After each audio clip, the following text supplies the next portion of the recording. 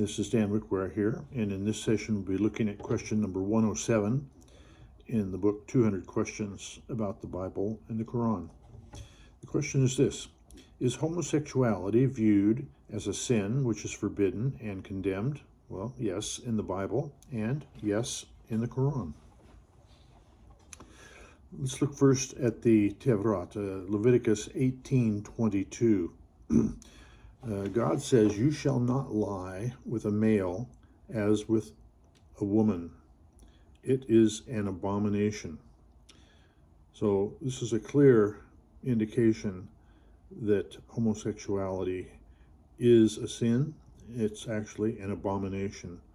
And it's so much of an abomination that in the same book, in chapter 20, verse 13, it says this: "If a man lies with a male as he lies with a woman, both of them have committed an abomination. They shall surely be put to death. Their blood shall be upon them."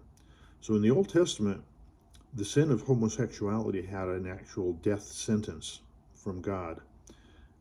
It's an abomination, and God will not tolerate it. And he commanded for those kind of people to be put to death in the Old Testament. Look at 1 Kings 14:24. "And there were also perverted persons in the land. They did according to all the abominations of the nations which the Lord had cast out before the children of Israel." So this sort of sin, this homosexual sin, is considered to be perverted. They're called perverted persons, and it's an abomination. And the Lord cast out these kind of people from before the children of Israel. He would not tolerate them to be a part of his community. Look at Romans in the New Testament. Romans chapter 1 talks about this same kind of perversion, and it says in verse 24, "Therefore God also gave them up to uncleanness." He's talking about perverted people. "He gave them up to uncleanness in the lust of their hearts, to dishonor their bodies among themselves." Verse 26, "For this reason God gave them up to vile passions, for even their women exchanged the natural use for what is against nature." Verse 27, "Likewise also the men, leaving the natural use of the woman, burned in their lust for one another, men with men committing what is shameful, and receiving in themselves the penalty of their error, which was due."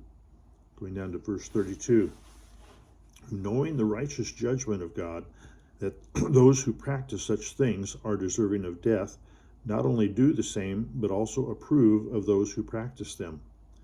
So, again, we see even in the New Testament, it confirms that this sort of perversion, this sort of homosexual, shameful act is deserving of death.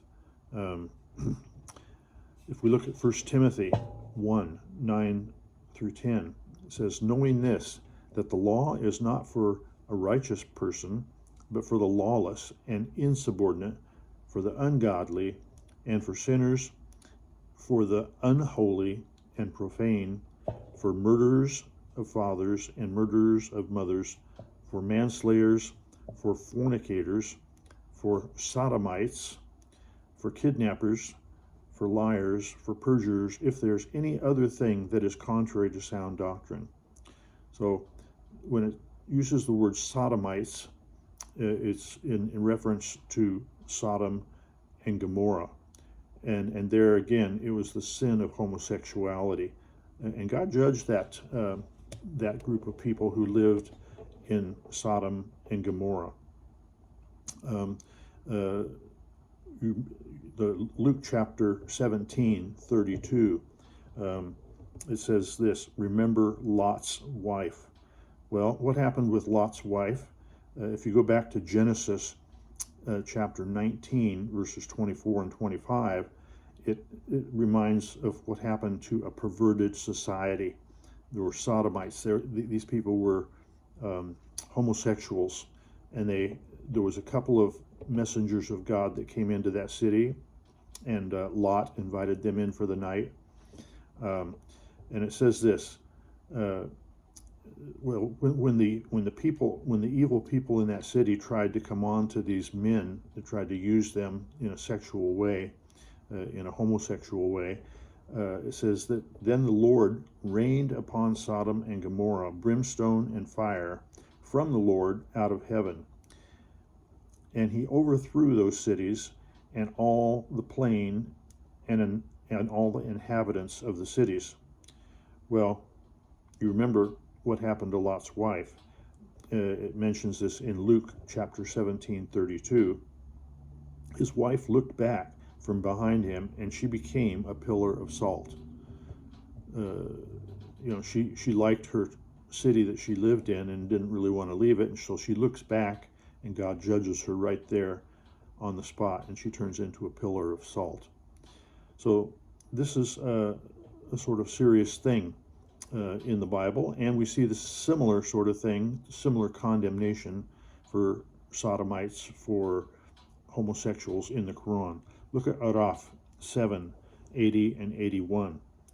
And Lot, remember when he said to his people, "Will you commit foulness such as no creature has ever did before you? For you come with lust to men instead of women. You are indeed a people transgressing the bounds." This is out of bounds with what God has created man to do. Again, in Nemel 27:54 to 55, and Lot, when he said unto his people, "Will you commit abomination knowingly? Must you practice lust with men instead of women? Nay, you are but a people that are ignorant." So again, we see that the Quran calls this sin of homosexuality, calls it an abomination, and so we see here that both the Bible and the Quran condemn homosexuality as a sin. So the question is this: is homosexuality viewed as a sin which is forbidden and condemned? Yes, in the Bible, and yes, in the Quran.